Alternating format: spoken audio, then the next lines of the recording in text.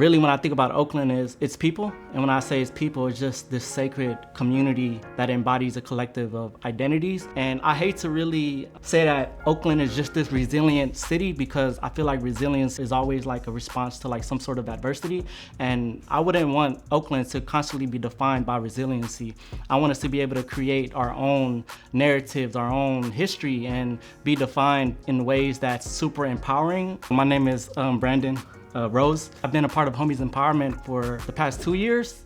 Grew up as an artist and an activist in deep East Oakland. We're a grassroots organization that really build on humanizing people. It's really just combating systems that may not necessarily reflect our community or necessarily provide resources for our community. And I think as an organization, we want to be able to provide those basic human rights for people: food, water, housing, and also just building bridges with the young people, our elders, and including wisdom that exists outside of just academia. When I think about all of the programs that exist within Homies Empowerment, a lot of it has been dreamt up by staff members and young people in our community. So here at the Freedom School, they have what we call learning journeys. So they're doing math classes at Sheboygan Space Science Center. They're taking art classes in like different places, like Dreams, Arts, and Activism, horticulture at the farm, and just bringing in culturally relevant knowledge for them to be able to apply back to their community, but also like their own lives. A normal day for me would be going to school. Then after school, I'd be here painting or listening to whatever new vocabulary Rose has to teach for us. Things like imperialism or sexism,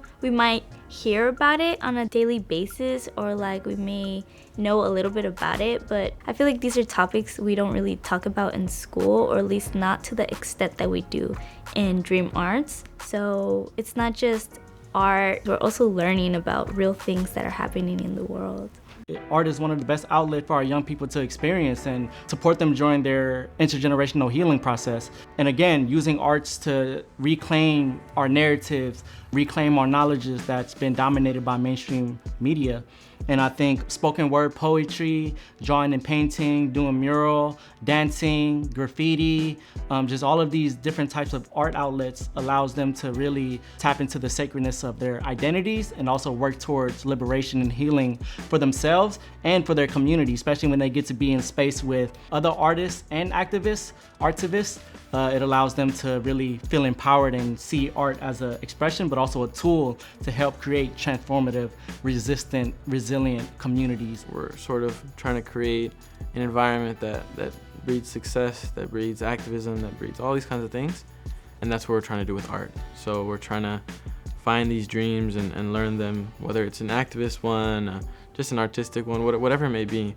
And put it on paper and then present it to our communities. So when you have mentors that are equipped to provide young people with those tools, you allow them to expand their horizons and their lenses and to be able to see themselves outside of just like the gang violence and like the streets, and being able to start up like the Free Breakfast Club program inspired by the Black Panther Party, and be able to start up a dream like the Freedom School and like all of these other programs that exist today. And I think that's just the power in being able to amplify their voices, that you allow them to have that safe, creative, sacred, and brave space.